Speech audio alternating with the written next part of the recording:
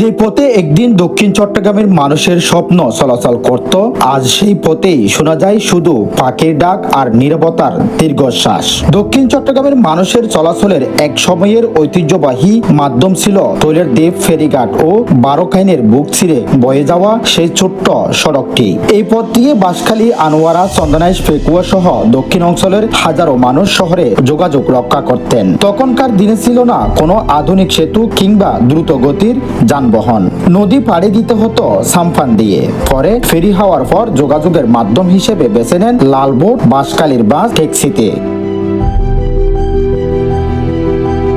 স্থানীয় প্রবীণদের ভাষ্যমতে পাকিস্তান আমল থেকেই সাঙ্গু নদী পাড়ি দিয়ে মানুষ এই পথ ব্যবহার করে হেঁটে হেঁটে চট্টগ্রাম শহরে যেতেন জীবিকার তাগিদে। চিকিৎসার প্রয়োজনে কিংবা শিক্ষার উদ্দেশ্যে এই সড়কেই ছিল দক্ষিণ চট্টগ্রামের মানুষের একমাত্র ভরসা। সময়ের প্রতিক্রিয়াময় দক্ষিণ চট্টগ্রামের মানুষের দীর্ঘদিনের দুর্ভোগ লাঘব করতে উদ্যোগ নেওয়া হয় তৈলের দ্বীপ সেতু নির্মাণের। প্রায় 512 মিটার দৈর্ঘ্যের এই সেতুটি নির্মাণের ব্যয় হয় প্রায় 32 কোটি টাকা। 2001 সালের 17 জানুয়ারি সেতু নির্মাণের কাজের উদ্বোধন করা হয় এবং দীর্ঘ প্রতীক্ষার পর 2006 সালের 29 আগস্ট আনুষ্ঠানিকভাবে সেতুটির উদ্বোধন করা হয়।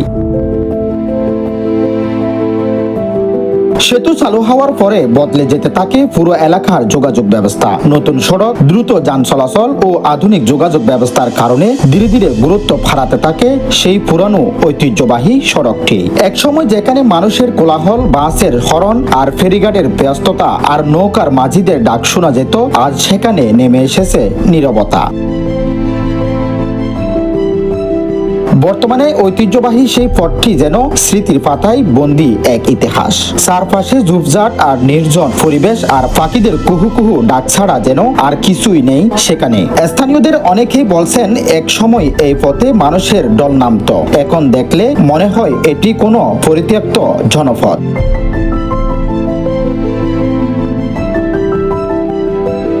স্থানীয় সচেতন মহলের দাবি, দক্ষিণ চট্টগ্রামের ইতিহাস ঐতিহ্যের অংশ হয়ে থাকা এই সড়ক ফেরিঘাটকে সংরক্ষণ করা প্রয়োজন। কারণ এটি শুধু একটি রাস্তা নয়, এটি দক্ষিণ অঞ্চলের মানুষের সংগ্রাম, যাতায়াত ও জীবনের এক জীবন্ত ইতিহাস। সময় বদলেছে যোগাযোগ ব্যবস্থা, কিন্তু স্মৃতির ভাঁজে আজও বেঁচে আছে তৈলের দ্বীপ ফেরিঘাটের সেই পুরানো দিনের গল্প। Jamal Uddin Zahed, news desk, Chittagong.